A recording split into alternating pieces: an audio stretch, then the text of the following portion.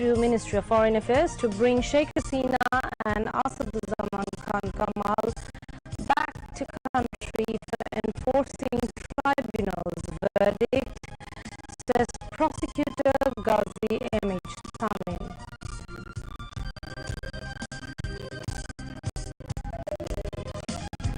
Chief Election Commissioner inaugurates mobile app Postal Vote BD to facilitate voting rights of expatriate voters in 13th national parliamentary elections.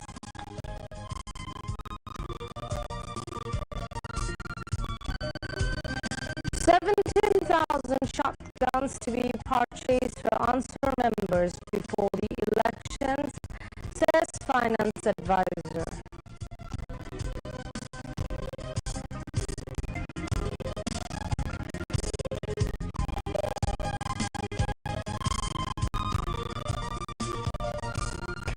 UN Security Council passes U.S. resolution to deploy international stabilization force in Gaza. Hamas rejects.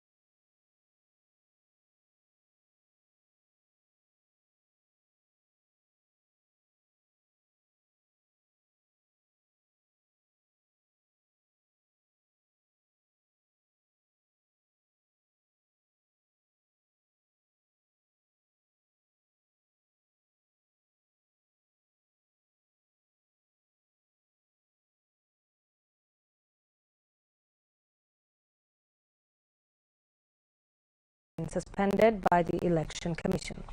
Professor Yunus said a record number of young people would cast their first ballots in the upcoming election, as they had been unable to vote in the three reached general elections held under the previous autocratic regime. The visiting Dutch minister praised Bangladesh's election preparations, noting that the interim government had only a few months to get ready for the vote. Pascal Grotenes also commended Bangladesh's newly enacted labor laws, saying they would help attract more Dutch and European investment. She said the Netherlands plans to sign a memorandum of understanding on public-private partnership with Bangladesh's investment authorities. She expressed hope that the MOU would be signed soon, paving the way for the increased Dutch investment in Bangladesh. The prosecution will move to issue red notices through the Ministry of Foreign Affairs against ousted Prime Minister Sheikh Hasina and former Home Minister Asaduzzaman Khan Kamal, who were sentenced to death for crimes against humanity committed during the July uprising. Prosecutor Ghazi M.H. Tamim said this today while briefing reporters at the International Crimes Tribunal.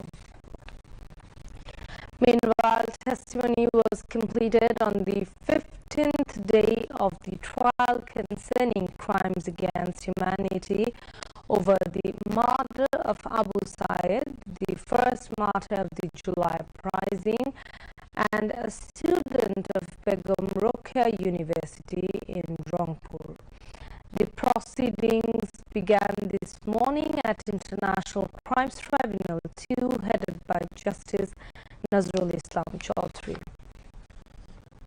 Today, the tribunal recorded the depositions of two witnesses. They are Sub-Inspector Mahmoudul Hassan and student Shani Ronak Basunia. Meanwhile, at Tribunal 1, the scheduled second day of the testimony by Manirul Islam, the Chief Investigation Officer and final witness in the case concerning the killing of 6 people in the capital's Chankarpur, did not take place. Former DMP Commissioner Habibur Rahman and 7 others were accused in the case. The tribunal has fixed tomorrow for the next session of testimony. Earlier, November 9, Special Investigation Officer and Prosecutor Tanvir Hassan Zoha testified in the case. So far, testimonies of 26 witnesses have been recorded in the case. Earlier in the morning, 10 accused in the 2 cases were produced before the tribunals.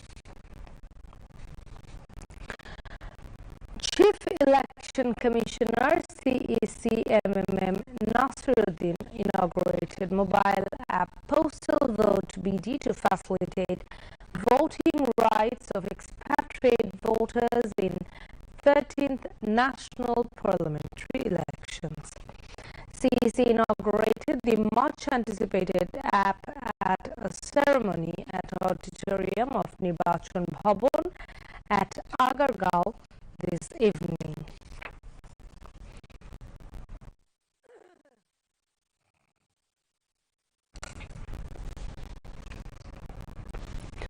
Following the launch, expatriate voters are able to download the mobile app and complete their registration. After the inauguration, Chief Election Commissioner A.M. the capital today.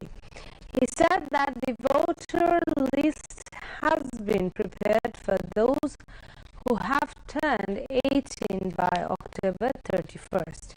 According to the final voter list, there are 6,48,14,9 907 male voters, 6,28,79,042 female voters, and 1,234 third gender voters. EC Senior Secretary said that the male voter growth rate is 2.29% and the female voter growth rate is 4.16%. On November 3rd, the Election Commission released the updated draft voter list.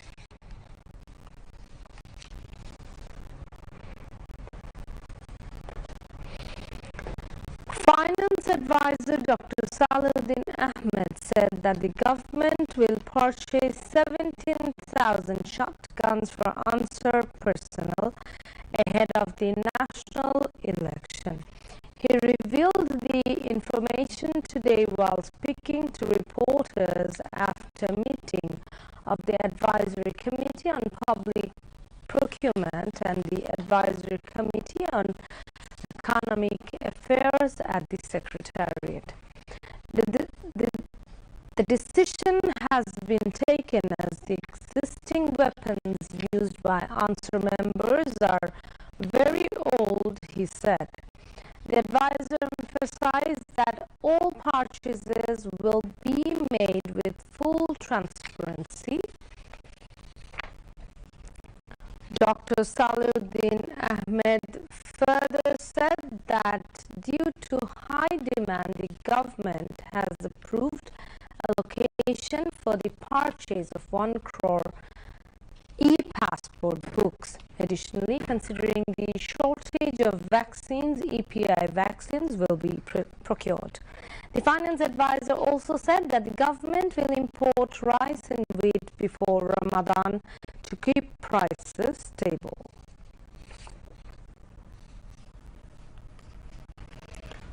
Home Advisor Lieutenant General Retired Muhammad Jahangir Alam Chaudhry said law enforcement agencies are fully prepared to hold 13th parliamentary elections in first half of February next. He said these during a meeting with German Ambassador to Bangladesh, Dr. Rudiger Lotz at Ministry of Home Affairs in the Secretariat this afternoon.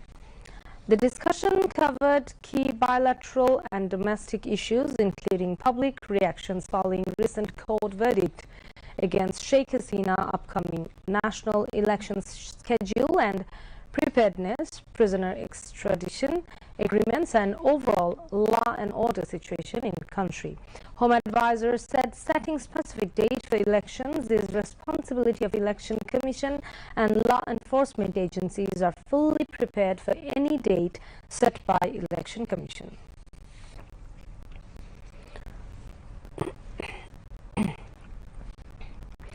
BNP Secretary General Mirza Fakhrul Islam Alamgir has said Barrister Maudud Ahmed was one of the leading fighters in the struggle to restore democracy.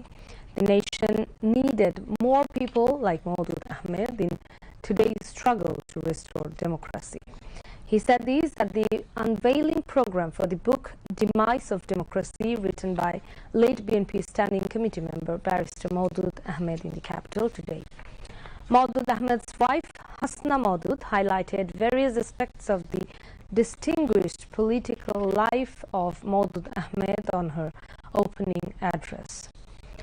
Chief Advisor's Press Secretary Shafiqul Alam, leaders from various political parties, writers and prominent individuals were present.